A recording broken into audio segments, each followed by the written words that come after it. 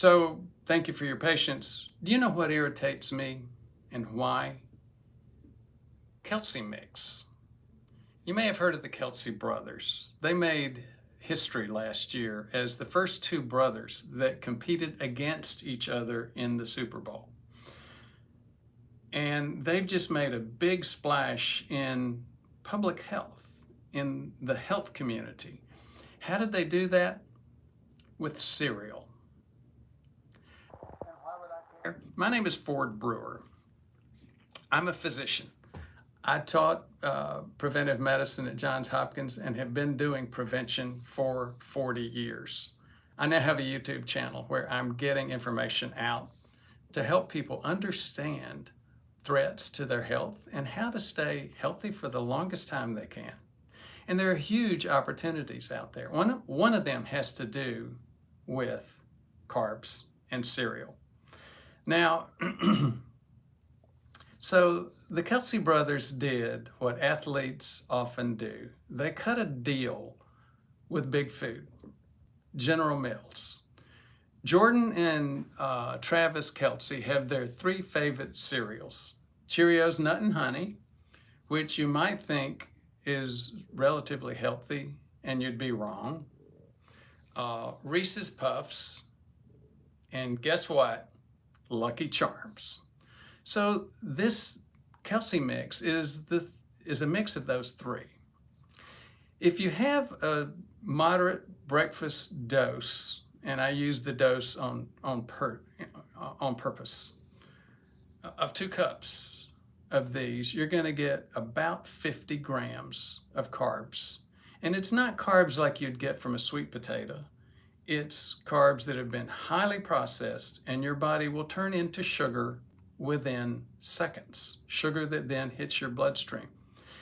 And guess what? It's not talking about, it doesn't even count the milk that you put in there or the orange juice, assuming you have orange juice with your healthy breakfast. So why did the Kelsey brothers do that? Well, they don't know the damage that cereal does. In fact, we happened to do a video about a month ago, the #1 worst meal ever, and it was cereal, because people don't know what to eat for cereal.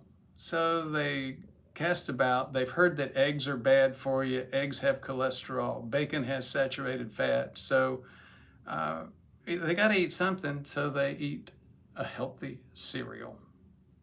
It's anything but healthy. So another physician in this health creator community called them out. Her name is Casey Means. Casey is a doc that trained at Stanford. She trained as an ENT doc, and she's got some of her own personal history that she has shared. She wrote a book called Good Energy. Great book, and we had her on the show. She talked about it. She talked about the 2 types of energy that humans use for their bodies: fats versus carbohydrates, and the problems with carbohydrates. I had one of my viewers comment and say, that was such a great show, because I never understood that the human body is sort of like a hybrid engine. It's got 2 different energy sources, and it works to go back and forth. And there are challenges and differences between the 2 energy sources. We had another content creator come on and say, Annette Bosworth, Dr. Boz, she does a lot of work with keto and with fasting. She compares these 2 energy sources as well. She said it's sort of like a campfire. Have you ever had a campfire and you or the kids put a bunch of pine needles on the campfire? They burn up, they flash, you get real hot, and then they burn out real quick. And then they leave a bunch of junk there that tends to stifle the fire. It tends to choke it out. Logs are totally different. Logs they're harder to get started, but they create an even fire that continues to burn and burn. It doesn't flash. It doesn't create a bunch of junk to stifle itself out. Guess what? You know where I'm going with this analogy. Carbs are like those pine needles. Logs are more like fat.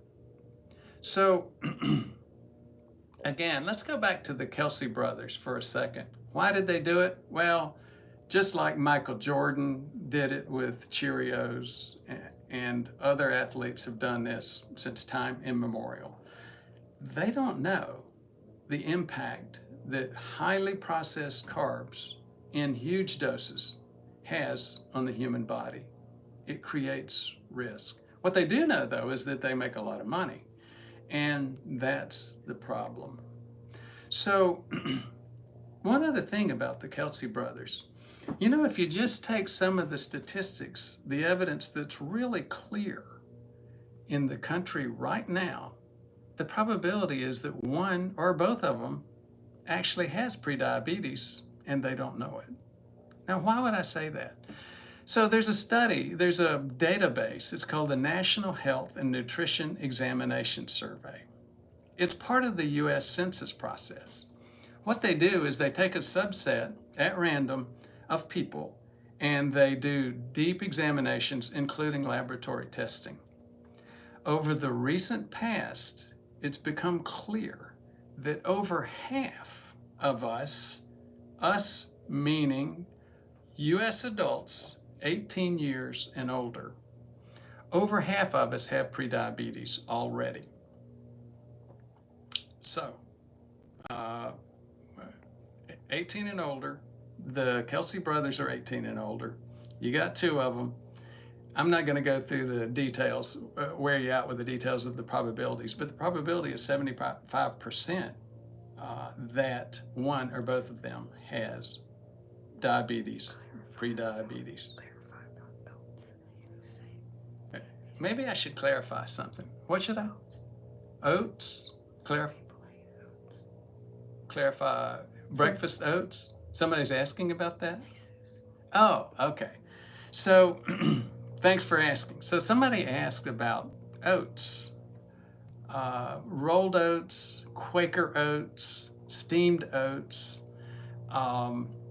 Here's the problem with oats. It has to do again with processing. I used to keep two different samples of oats at my desk and pick them up and show them. I don't have those with me. Quaker oats or quick oats are shaved, they're flat flakes, and you can cook them and have those oats ready within 3 minutes. So if you look at them, they're little balls. It takes about 20 to 30 minutes to cook them. So it's all about how quickly and how hard you raise that blood sugar.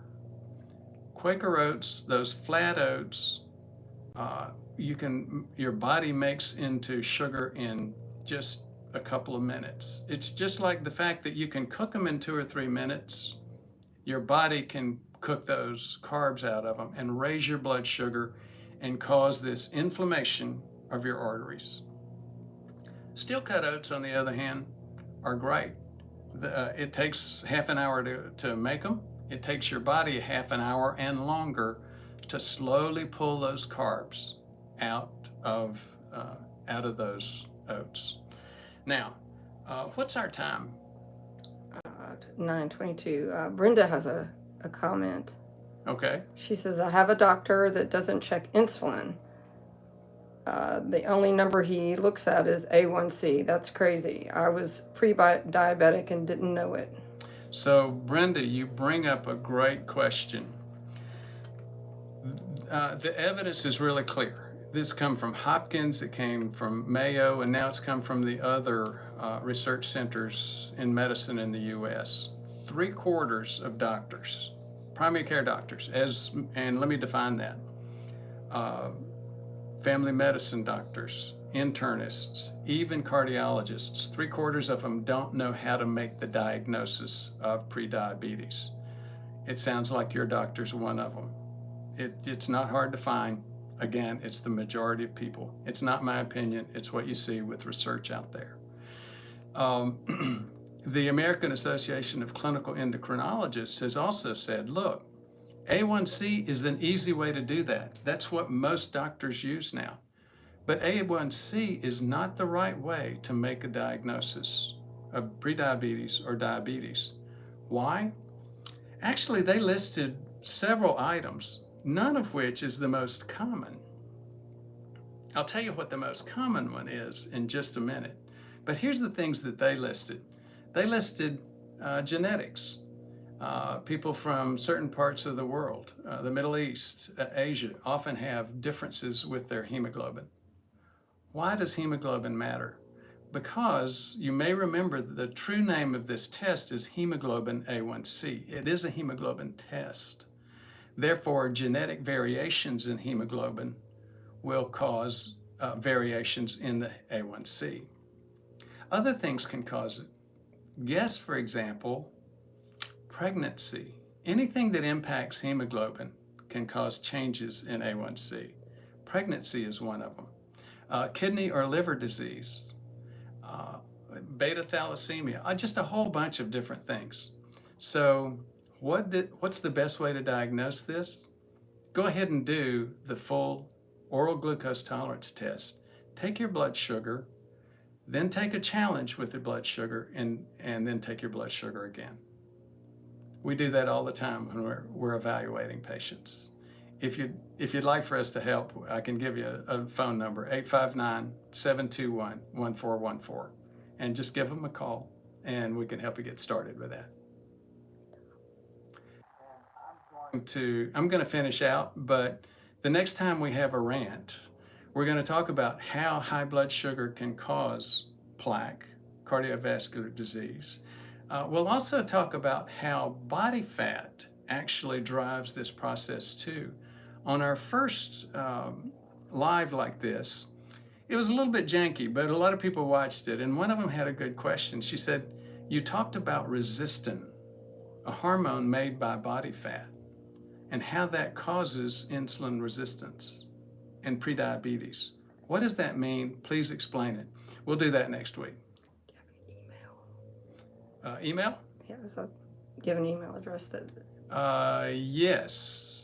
What is our email address? info@prevmedhealth.com.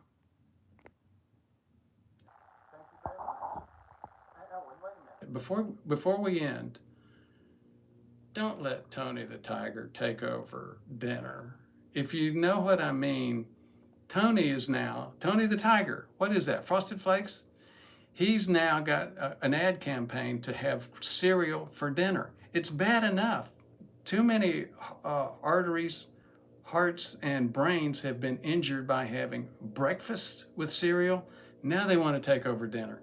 Don't let them do it. See you later.